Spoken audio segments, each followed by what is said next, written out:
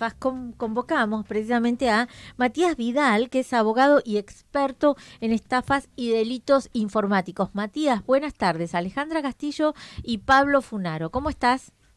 ¿Qué tal? Buenas tardes, un gusto. Igualmente. Bueno, Matías, no sé si vos conocías esta maniobra, ¿cómo lo llamamos? ¿Estafa, cuento el tío? ¿Cómo lo llamamos lo que pasó en Tolosa? Bueno, sí, es una estafa clásica, tradicional, obviamente una estafa que se frustró y terminó siendo un robo a mano armada.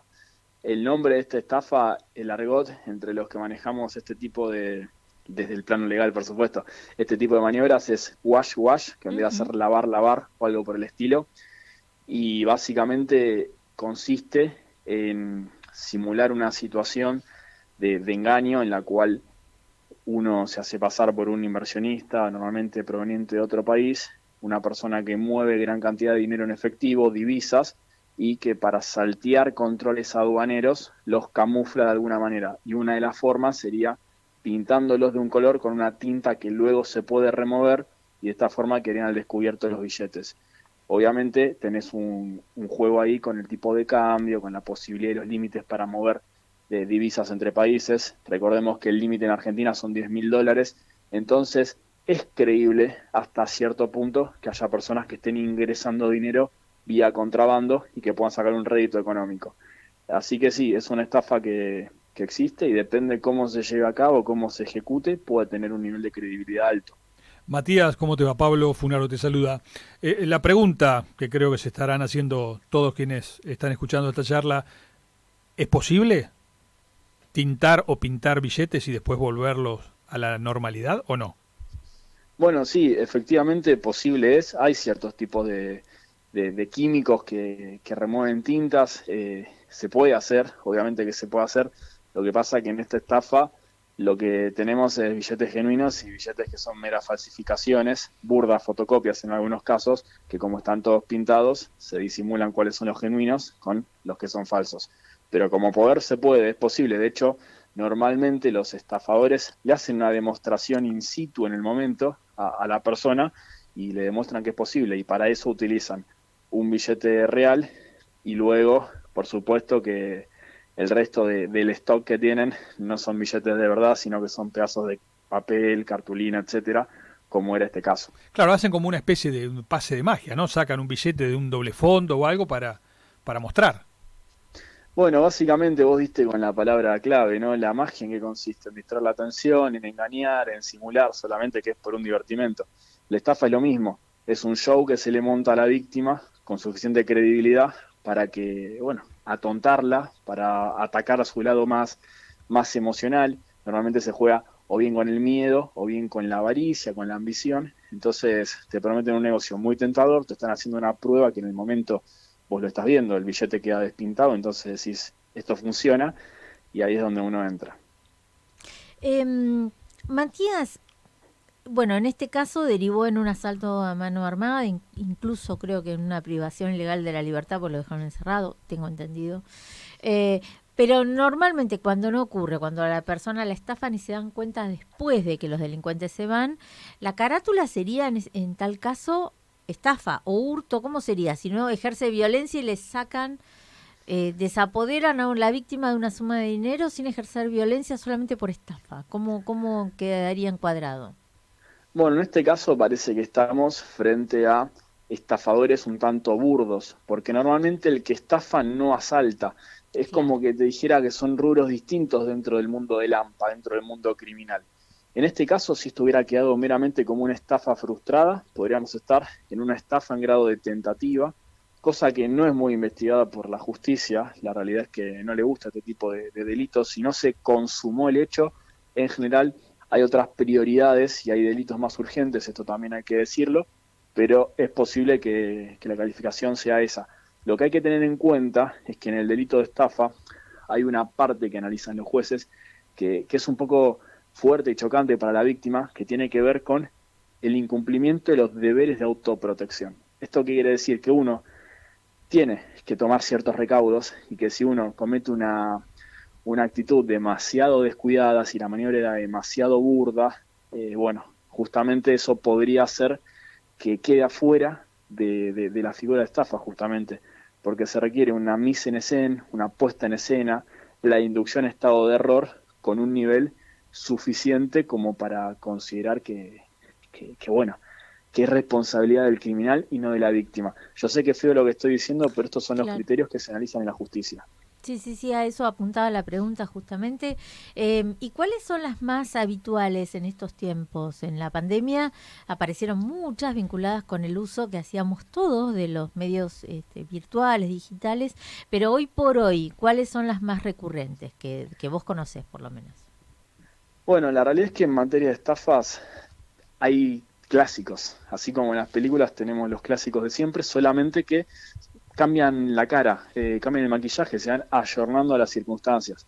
Es cierto que los medios informáticos generaron nuevas oportunidades y estafas con tipologías propias. Es lo que más se está viendo hoy en día, que tiene que ver con phishing, es decir, simular que yo te estoy hablando, te estoy contactando desde algún comercio, alguna empresa de telefonía, algún banco, y pedir simplemente que suministres datos para hacer alguna operación o actualizar tu información, y eso a la postre lo que genera es que estés entregando tu información personal, entren a tu home banking, te dan transferencias, saquen préstamos. Eso es lo que más estamos viendo. También la variante de esto, uno hace un reclamo genuino y se contactan automáticamente por fuera alguien que no es de la empresa, y lo mismo, supuestamente se ofrece a asistir a la persona con el reclamo, pero termina siendo una página, una cuenta falsa. Pasó hace poco con aerolíneas, esto Sí. fue sobre todo un escándalo en Estados Unidos, modificaron en la búsqueda de Google los teléfonos de la aerolínea, entonces uno llamaba, convencido se estaba comunicando con ellos, entraba un conmutador que era de los delincuentes y te derivaban a un call center que habían armado, improvisado, y lo mismo.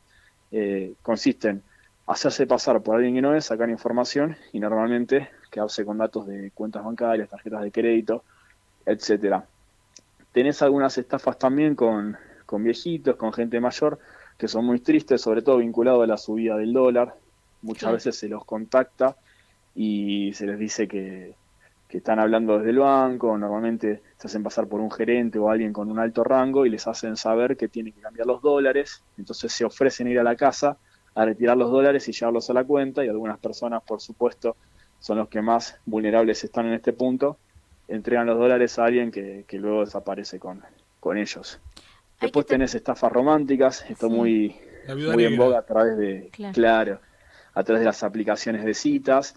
Eh, las estafas románticas tienen una particularidad que están muy en el límite de lo que se considera estafa y lo que es meramente manipulación barra seducción. Obviamente son totalmente inmorales, pero en algunos casos la víctima, de cierta forma, sabe que está ayudando a una persona por una situación económica difícil, lo que resulta falso es el interés romántico que es simulado. La estafa del príncipe de Nigeria, uno se hace pasar por una persona de la realeza de otro país, así de exótico y de loco como suena, hay gente que efectivamente Que creo. cae en cae, hay esto, gente que cae, sí. porque Bueno, el estafador de lo, Tinder, ¿no? Hablaba de eso, de una persona muy rica, ¿no? Y hubo sí, casos bueno, acá en ese es Argentina. un caso de esta estafa llevado Ujú, al extremo. Eso claro. obviamente hay una puesta en escena enorme. O Ujú. sea, esta persona no me gusta halagar a los criminales, pero este tipo era un profesional, claramente tenía un manejo, de hecho por algo terminaron haciendo un documental porque no es lo que vemos todos los días. Muy Se ven, encantador. Mm, sí, pero realmente había armado un circuito francamente impresionante. claro. Lo que se ve son versiones de eso a menor escala. Ujú. En general, la estafa tiene como componente ser una técnica de ingeniería social, es lo que se llama. Es decir, hay una práctica, hay una acción que está destinada a generar un estímulo en la otra parte, y ese estímulo apunta sobre todo a golpear a nivel emocional. Ataca directamente al corazón, si queremos decirlo mal y pronto, ya sea por miedo o por avaricia, son como las dos emociones muy fuertes. Si usted no hace algo, se le va a cerrar su home banking o se le va a interrumpir el servicio. O no deje pasar esta oportunidad. Digamos, esos son los dos elementos básicos, y a esto se le suma en general que se exige a la víctima una respuesta ya.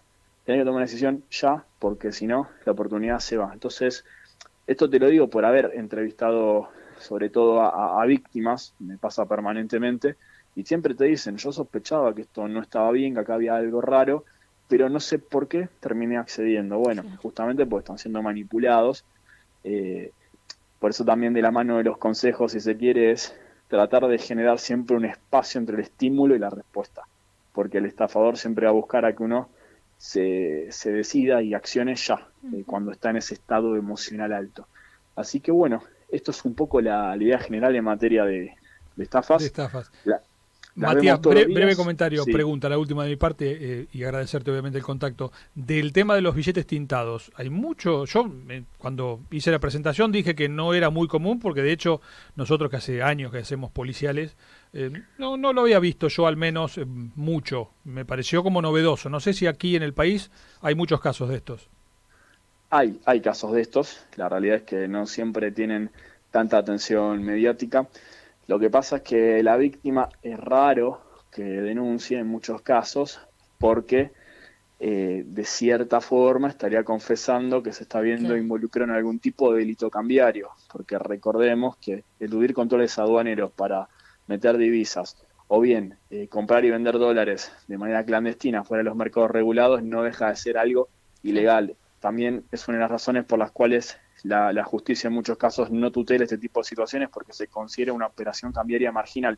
Claro. Entonces, sumado que, bueno, obviamente, siempre que uno denuncia una estafa, sobre todo cuando es un profesional o una empresa, en cierta forma está exponiendo su reputación, su credibilidad, y muchas veces lo que hacen es pensar que tienen más para perder que para ganar haciendo la denuncia, dan por perdido el dinero y tratando de seguir adelante. Pero casos como estos son más numerosos de lo que uno creería. Mira. Bien, a estar atentos entonces. Matías, te agradecemos muchísimo la charla. Seguramente te vamos a volver a convocar porque lamentablemente estamos en Argentina, así que te agradecemos muchísimo este contacto.